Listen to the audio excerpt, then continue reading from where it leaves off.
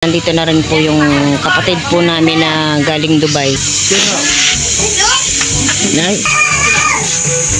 At ayan po ay luto na po ang ating bilo-bilo. Sa sambali po ay tambong-tambong.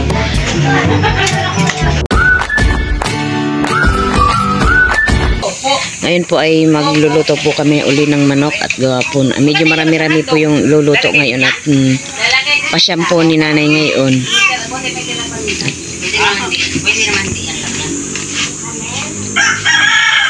At ito naman po ay nagsasaing na po sa malaking talyasi.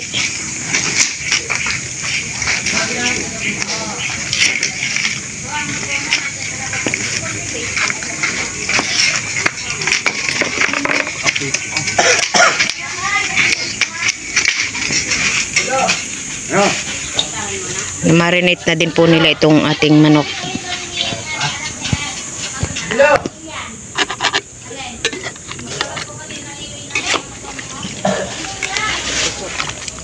Ito mamaya isasalang na rin po at nagpapasisimula. Yan po, nandito na rin po yung kapatid po namin na galing Dubai. Yung kapatid namin bunso.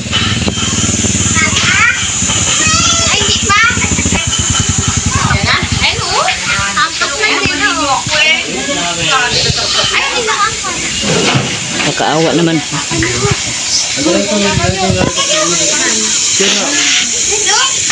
Nay.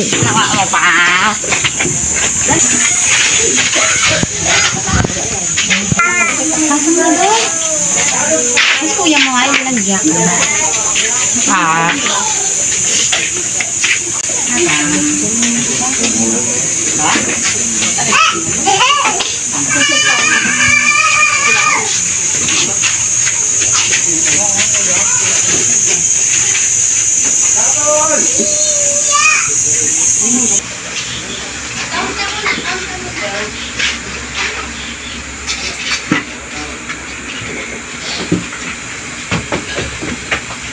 Dumating na rin po yung anak po ni Ate Marilo na si Michelle. Yun pong kapatid po namin sa Negros. Siya po ay anak ni Ate Marilo.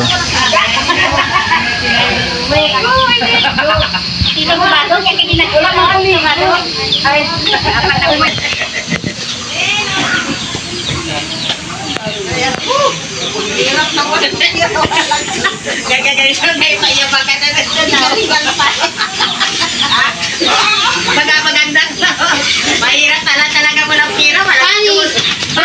Kani di mo sinabi sa amin. Kani di mo sinabi sa amin na may pira ka. Nakawila ko sa din sa bebe. Bali po yung isa pa po palang anak ni Ate Marilo ay napanganay ay darating din po bukas. At yung isa pong kapatid po namin na lalaki ay hindi pa po dumadating. Bali siguro po ay bukas ay parating na rin po iyon. Nandito po kami sa palengke po ng Bungabong at kami po ay mamimili po uli ng kakailanganin po ni nanay sa mamayang gabi sa kanyang lamay. Ayan po, kasama ko po si Tita Ago tsaka si Ryan.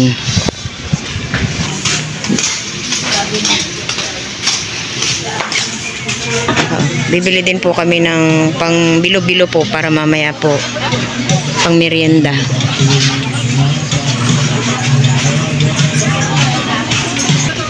Ayan po, nakabili na po kami po ng pang bilo-bilo.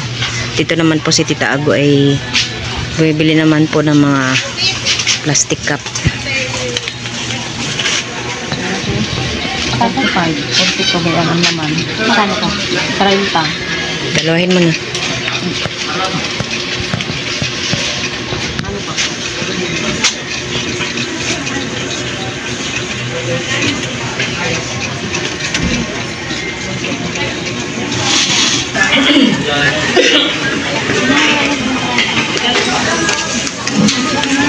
Bali nakabili na po kami lahat ng pangrekado po sa ating bilo-bilo. Dito naman po kami ay nagpakayod din po kami ng nyog. Buti po pala dito ay mura ang nyog. Doon po sa Sambales ay 50 po, isang piraso ay dito ay 30 lang po.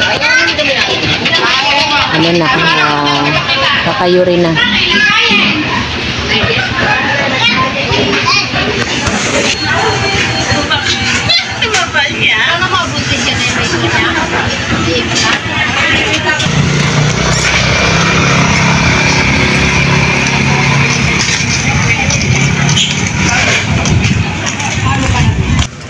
Ayan po kami ay pauwi na.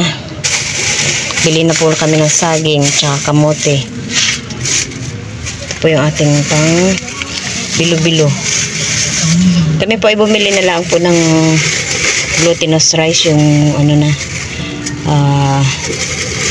nagigiling na po siya. Ito ay nakaripak-ripak na rin.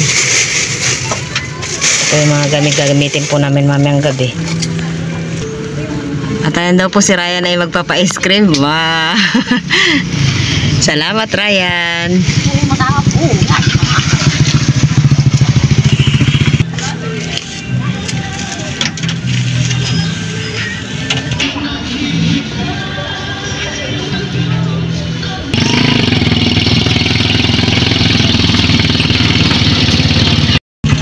Kami po ay nagpagasolina po sa clip.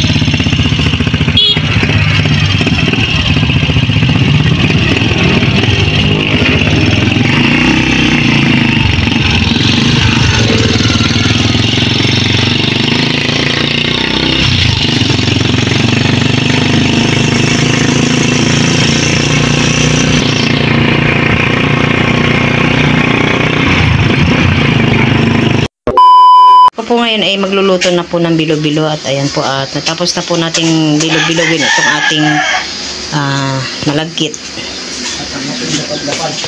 Meron din po tayo dito na anong tawag dito, yung laman po ng gabi.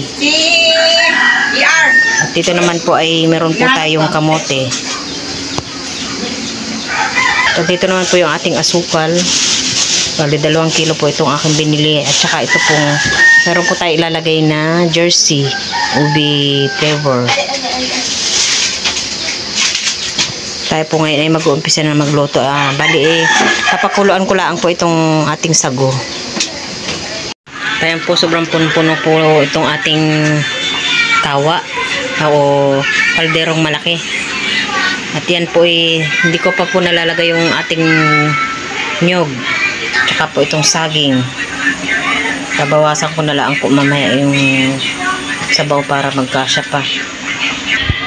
Ayan po, ilalagay na rin po natin itong saging. At ayan po ay luto na po ang ating bilo-bilo. Sa sambali po ay tambong-tambong. Ay, malapot-malapot. Wow. Ayan po ay nilagyan po namin ng ubi condense. Kaya po, ganyan po yung kulay. Wow. Ang dami ano? Halos po napuno itong ating ay binawasan ko na rin po ng kaunting sabaw ko po kanina at hindi ko pa po nalalagay po kanina yung saging ay halos napuno na po yung ating kaldero. Ayan po si Tita Ago ang naghahalo. Pwede na yan. Sobrang haba po ng aming sandok.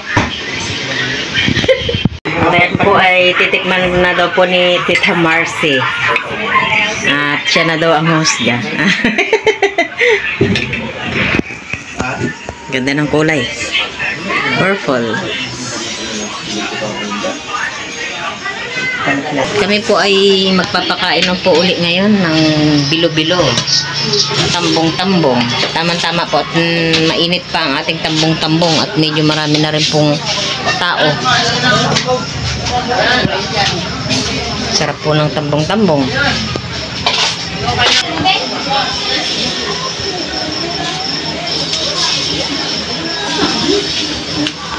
Ito naman po ay lalagyan ko ng kutsara.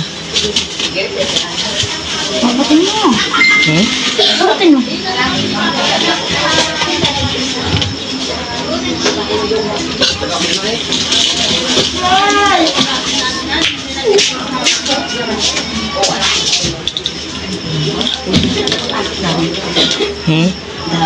Dami.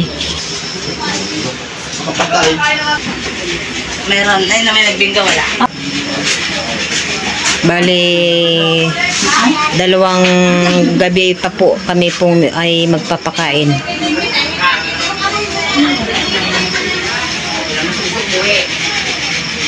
Hanggang po sa mailibing po si nanay.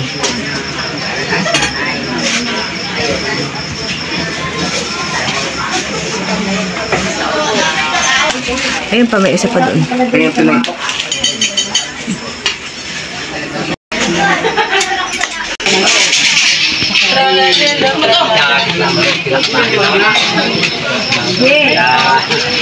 Five eh. Tama. Ay nako. Hindi ito maaaring magbubula. Naglinis kami. Walang nagdadwa. Alit ng parahan. Sabi ni Tay. Meron ba muna kayo? Meron ka dinggo eh.